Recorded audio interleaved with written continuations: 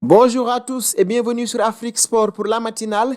Nous la débutons comme toujours en Afrique du côté de la Tunisie où le club africain n'aura pas le choix. Le club tunisien devra s'acquitter de la somme due à son ancien joueur Fabrice Ondama sous peine de sanctions disciplinaires.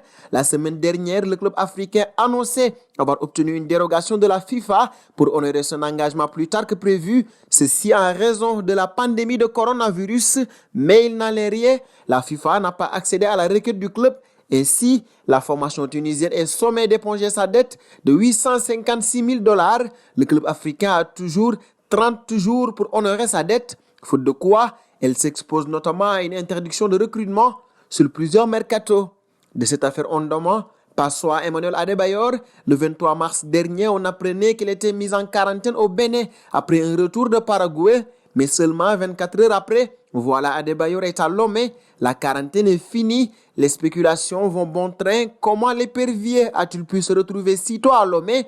Les réponses sont venues de la presse béninoise. À en croire nos confrères de Bénin Sport qui ont approché le ministère de la Santé du Bénin, il y a un dispositif mis en place par l'État à travers le ministère de la Santé qui prévoit un côté social pour permettre aux étrangers de rejoindre leur pays avec un dispositif sécuritaire efficace pour éviter la propagation du virus. La star togolaise a donc bénéficié de ce dispositif pour rentrer à Lomé et continuer sa quarantaine chez lui.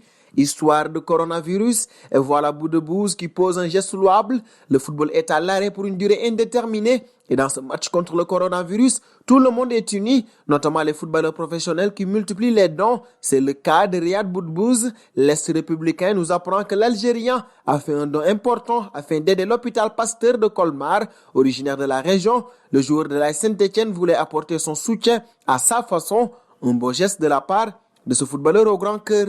Dernier point Afrique de notre matinale et nous parlons de Riyad Mahrez. Désireux d'avoir un coup d'avance lors du prochain mercato, le PSG a bougé ses pions dans le dossier afin de combler un potentiel départ de Neymar. Toutefois, il sera très difficile de boucler le transfert du meneur de jeu de Manchester City, une information confirmée par le média algérien Compétition pour qui le PSG peut déjà lâcher l'affaire et se consacrer à d'autres dossiers. Pour explication, il est avancé que le système de fiscalité française n'incite pas vraiment Riyad Mahrez à poser de nouveau ses valises en France, 6 ans après son départ du Havre pour Leicester. Et nous filons en Europe pour la seconde partie de notre matinale que nous débutons avec l'UEFA. Elle prévoit une mise au point avec les fédérations nationales à travers un communiqué. Les autres instances du football continental ont donc invité les secrétaires généraux des 55 associations qui leur sont affiliées pour une visioconférence le 1er avril prochain. Le but est de faire le point sur les progrès réalisés par les deux groupes de travail créés il y a 2 semaines et d'étudier les différentes options identifiées concernant le report des matchs, précise la note. Pour rappel, un groupe de travail a été constitué pour se pencher sur le calendrier et la force de réorganiser les différentes compétitions et l'autre a comme objectif d'étudier la question économique et limiter au mieux les différentes pertes enregistrées. Second point Europe, la décision des joueurs du Barça de baisser leur salaire en cette période de crise sanitaire. Le FC Barcelone et Lionel Messi ont simultanément annoncé que l'ensemble de l'équipe première du Barça allait réduire son salaire de 70% alors que le monde du sport est à l'arrêt à cause de la pandémie de Covid-19. Le club a affirmé sur Twitter que cette baisse significative permettrait de garantir 100% des salaires de tout le personnel non sportif et a remercié l'ensemble de ses joueurs et de son staff pour cette initiative. Et tout n'est pas rose autour de cette baisse de salaire. Messi est encore revenu au clash avec ses dirigeants.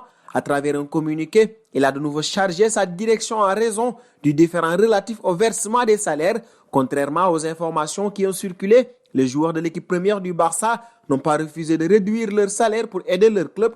L'Argentin a tensé une partie des dirigeants blaugrana, ceux qui ont laissé planer l'idée d'un manque de solidarité de la part de l'effectif pro. Nous avons été surpris qu'à l'intérieur même du club, certains aient été tentés de nous mettre la pression pour faire quelque chose que nous avions toujours eu envie de faire depuis le début, a-t-il déploré.